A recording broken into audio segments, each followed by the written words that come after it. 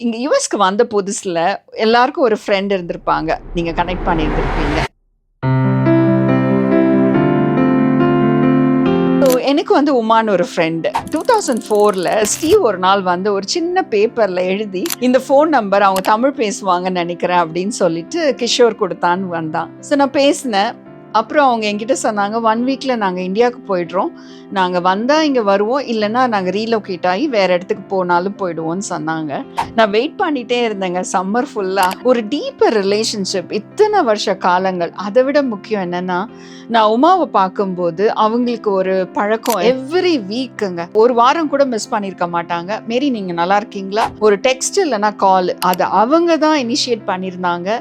இப்போ கூட நிறைய நேரம் நினைப்பேன், ஒருவேளை உமா இனிஷியேட் பண்ணலன்னா ஒரு அந்த ரிலேஷன்ஷிப் பிரேக் ஆயிருக்குமோ. நம்ம எல்லாரையும் விட்டுட்டு இங்க வந்து பார்க்கும்போது மோர் தென் அ ஃபேமிலி தானே நம்ம சொல்ல முடியும். அதுவும் இல்லாம இந்த ஏஜ்ல வி ஆல் நீட் இட். எத்தனையோ பேரோட பழகுறேன், எத்தனையோ பேரை பார்க்குறேன். அதெல்லாம் மீறி நான் அவங்க வீட்டுக்கு எப்பனாலும் போகலாம், என்ன வேணாலும் பேசலான்றது வந்து இட்ஸ் மோர் தென் ஒரு ஃப்ரெண்ட்ஷிப்ன்னு தான் நம்ம சொல்லிக்கணும்.